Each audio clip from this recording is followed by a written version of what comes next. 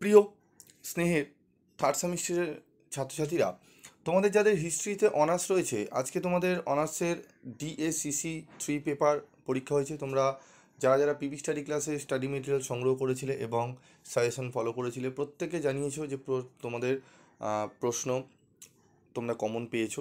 তোমাদের 20 নম্বরের 3টে প্রশ্ন, আমি তোমাদের 6টে প্রশ্ন মতো সাজেশান দিয়েছিলাম। তার মধ্যে থেকে তোমাদের 2টো প্রশ্ন হয়তো হুবাহু তুলে দিয়েছে এবং আরেকটি প্রশ্ন একটু ঘুরিয়ে দিয়েছিল।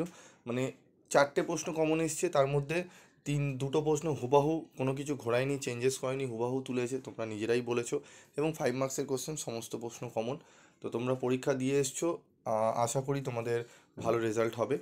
তো তোমাদের চিন্তা ডিএসসিসি 4 পেপার নিয়ে। তোমরা অনেকেই রিকোয়েস্ট করেছো, পার্সোনাল টেক্সট করছো, বারবার ফোন করছো, আমি রিসিভ করতে পারছি না কারণ ক্লাস চলে, তোমরা জানো ইচ্ছা করে করি না আমি। তো তোমাদের আমি সাজেশান দিয়ে দিচ্ছি, ডিএসসিসি 4-এর সাজেশান। যে সাজেশানটি দেবো ভালো করে পড়ে যাও, অত্যন্ত কম প্রশ্ন দেবো, এরকম কম প্রশ্ন তোমরা কোনো জায়গায় পাবে না, কম প্রশ্ন কমন বেশি। সাজেশানটি দেখে নাও এবং তোমরা এই স্ট্রাকচারে এখনও পর্যন্ত পাবে না, কারণ যেহেতু আমি এই স্ট্রাকচারের নতুন এই সবে ছাড়লাম, তাই জন্য এগুলোকে কপি করা হয়নি। তো এবার পরের সেমিস্টার মানে পরের ইয়ারে যখন হবে সেরকম ডিজাইনগুলো চলে আসবে। যাই হোক, তো চলো আমরা শুরু করি। যে কোনো 3টি প্রশ্নের উত্তর দাও। প্রথম 5 নম্বরের প্রশ্ন যেটি পড়ব, ম্যানর বা খামার ব্যবস্থা বলতে কি বোঝো? ঠিক আছে, এটি আমরা পড়ব। তারপরে রয়েছে দেখো, অ্যানাব্যাপ্টিস্ট কাদের বলা হতো? ঠিক আছে, এই প্রশ্নটি পড়ব। তারপর হচ্ছে দেখো পরবর্তী প্রশ্ন, ক্লোরিন সংস্কার আন্দোলন সম্পর্কে আলোচনা করো। ঠিক আছে, এই প্রথম 3টে প্রশ্নই কিন্তু স্টার মার্ক প্রশ্ন, আমি স্টার দিইনি কারণ আমি 8টা প্রশ্ন বলবো, 8টাই পড়তে হবে তোমাদের, 5 নম্বরে একটু বেশি করে পড়তে হবে। তারপর দেখো রয়েছে, মধ্যযুগের ইউরোপে শহর ও নগরগুলির উত্থান তুমি কিভাবে ব্যাখ্যা করবে? তারপর দেখো রয়েছে এখানে পরবর্তী প্রশ্ন, 5 মার্কসের প্রশ্ন দেখে নাও তোমরা। ঠিক আছে, ক্যারোলিঞ্জিও নবজাগরণ সম্পর্কে সংক্ষিপ্ত টিকা লেখো। ঠিক আছে, তারপর রয়েছে দেখো, রোমান সাম্রাজ্যের পতনের যে কোনো 2টি কারণ উল্লেখ করো। বড় প্রশ্ন, তোমাদের 20 নম্বরেও এটি থাকবে, তবে তোমরা চেষ্টা করবে 5টি 6টি কারণ পড়ে নেওয়ার। 2টি কারণ 5 নম্বরে দিলে 2টি কারণ, ঠিক আছে। তারপরের প্রশ্ন দেখো, ইনভেস্টিচার কনফ্লিক্ট কী বা দ্বন্দ্ব কী, অত্যন্ত গুরুত্বপূর্ণ। ক্রুসেডের তাৎপর্য ব্যাখ্যা করো, অত্যন্ত গুরুত্বপূর্ণ প্রশ্ন। মধ্যযুগের ইউরোপে নারীর স্থান সম্পর্কে সংক্ষিপ্ত টিকা লেখো। এই 9টি প্রশ্ন পড়ে যাও। এই 9টি প্রশ্ন পড়ে গেলে তোমরা 3টি 5 নম্বরের প্রশ্ন কমন পেয়ে যাবে। 9টি প্রশ্ন তোমাদের পড়তে হবে, এর মধ্যে থেকে বাছাই করো না, কারণ অনার্স পেপার বাছাই করতে গিয়ে যদি 2টো কমন পাও, একটা কমন না পাও, তাহলে কিন্তু 5 মার্কসের ছেড়ে আসতে হবে। তাই বলবো 9টা পড়ে যাও একটু কষ্ট করে। এবং তোমরা যদি শর্ট ও অ্যান্সার উত্তর যদি করে থাকো তাহলে সেগুলো পড়ো। ঠিক আছে, এবং তোমাদের যদি মনে হয় অন্যান্য যারা অন্যান্য স্যারেরা যে প্রশ্নগুলো দিয়েছে বা তোমাদের মনে হচ্ছে আরও এই বাইরেও অনেক প্রশ্ন ইম্পর্টেন্ট রয়েছে, সেগুলোও তোমরা করতে পারো, অসুবিধা নেই। তবে প্লিজ এই 9টি প্রশ্ন একটু ভালো করে করে যাও, যারা একান্ত যাদের কিছুই হয়নি, ঠিক আছে, তাদের কথা বলছি আমি বিশেষ করে। এবং যাদের হয়েছে, যারা কনফিডেন্ট যে আমার সবই তো পড়া, আমি সাজেশান কেন দেখতে যাব, তাদের একটু বলবো যে একটু দেখে নিও, বা যদি চোখে পড়ে থাকে এই প্রশ্নগুলো জাস্ট একটু রিভাইজ করে নিও, দেখবে অনেকটাই উপকৃত হবে। তারপর চলো আমরা পরবর্তী 20 নম্বরের প্রশ্নে যাব। দেখো প্রথমেই যে প্রশ্নটি গুরুত্বপূর্ণ, হেনরি পিরেনের তত্ত্ব ব্যাখ্যা করো। ঠিক আছে, অত্যন্ত গুরুত্বপূর্ণ। ক্রুসেড কি? ক্রুসেড বা ধর্মযুদ্ধের পটভূমি, বিস্তার এবং কারণসমূহ লেখো। শুধু পটভূমি পড়লে কিন্তু চলবে না, এর বিস্তার এবং কারণসমূহ কিন্তু আসতে পারে। ঠিক আছে, 20 নম্বরে দেবে, এইভাবে পুরোটা কিন্তু তুলে ধরতে পারে, পটভূমি, বিস্তার এবং কারণসমূহ। বোঝা গেল? তারপরে প্রশ্ন দেখো, খলিফাদের আমলে ইসলামের সাথে ইহুদি ও খ্রিস্টানদের সম্পর্ক উল্লেখ করো।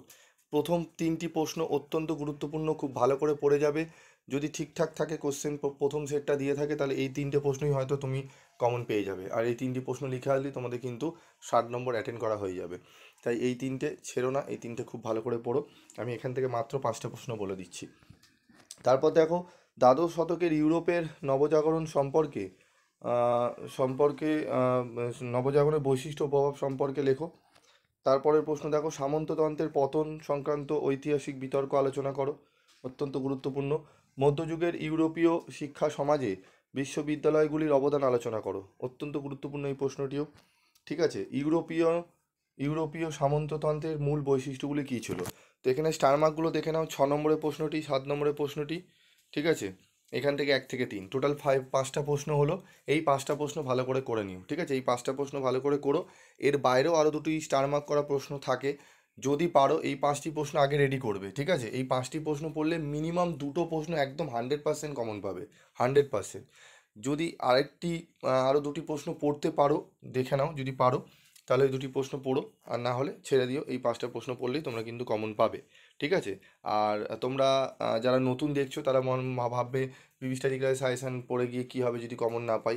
তা ভাবার আগে প্রশ্নটা একবার পড়ে যাও, তারপরে কোশ্চেন পেপার নিয়ে মিলিয়ে দেখে নেবে, এবং বিগত 5 বছর 6 বছর আমার একটু ভিডিওগুলো দেখে নেবে, এবং সেই ইয়ারের কোশ্চেনের সঙ্গে মিলিয়ে নেবে, তাহলে বুঝতে পারবে পিভি স্টাডি ক্লাসের সাজেশান কতটা গুরুত্বপূর্ণ, ঠিক আছে?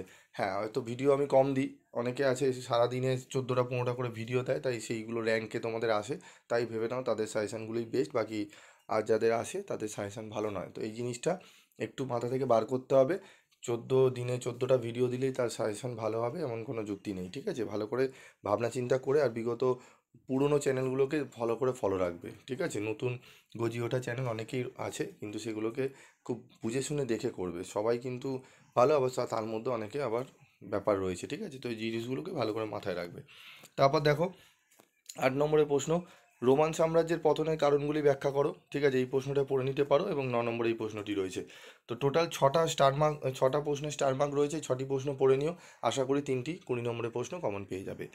সাজেশনটি ভালো লাগলে অবশ্যই কমেন্ট করে জানাবে, এবং কিছু কথা তোমাদের বললাম হয়তো খারাপ লাগবে, কিন্তু বাকি কোনো ইউটিউবারদের সম্পর্কে আমি কিছু বলিনি, আর বলতেও চাইও না।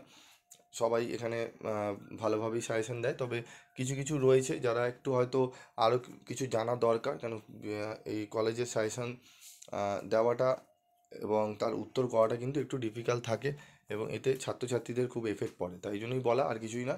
তবে ছাত্রছাত্রীরা ঠিক থাকলেই সব ঠিক। তোমরা ভালোভাবে পরীক্ষা দাও, আশা করি তোমাদের প্রত্যেকের ভালো পরীক্ষা হবে। আজকের মতো ভিডিওটি শেষ করছি।